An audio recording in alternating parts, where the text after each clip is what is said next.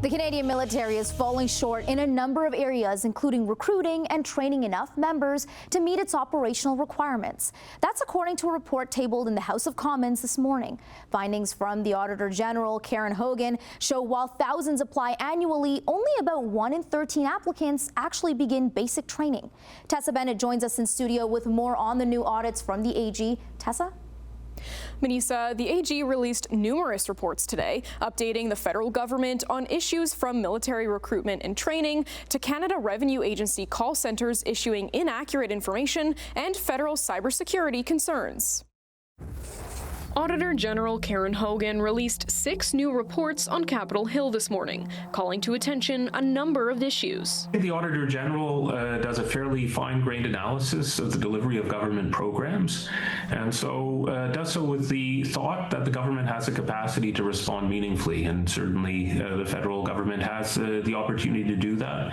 The challenge is whether it prioritizes some aspects of that, both in terms of improving the management, but also in many cases putting the dollars behind it. Some of the reports brought forward looked at issues related to the Canadian military.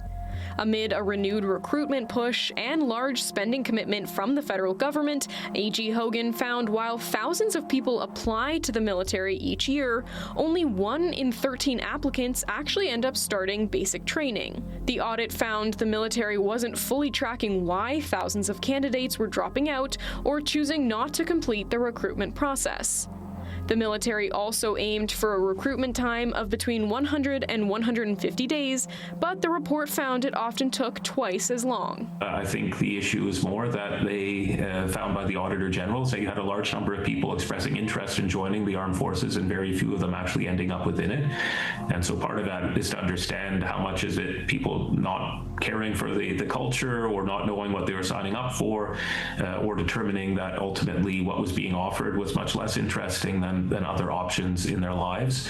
But those are all things, obviously, that the Canadian military has to respond to if it wishes to. Hogan also looked at living conditions on 3 Canadian Forces bases in BC, New Brunswick, and Ontario.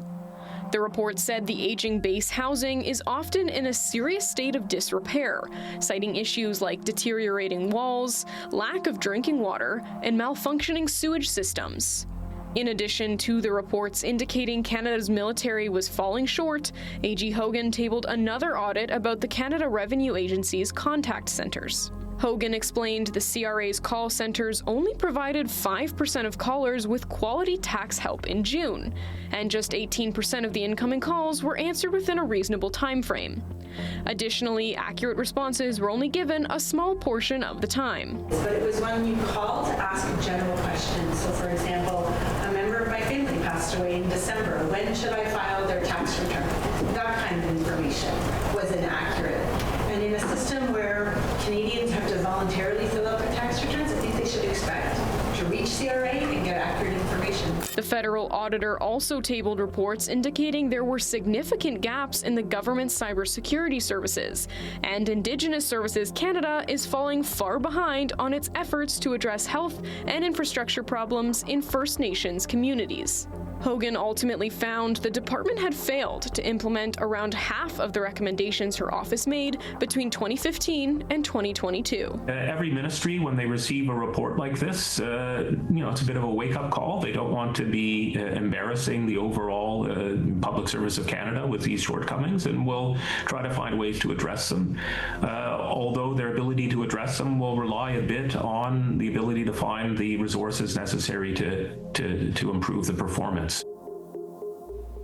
Several federal ministers have already responded to the reports. For his part, Minister of National Defence David McGuinty says his ministry acknowledges the areas identified for improvement within the Canadian military, and some initiatives mentioned in the AG's report have already been implemented.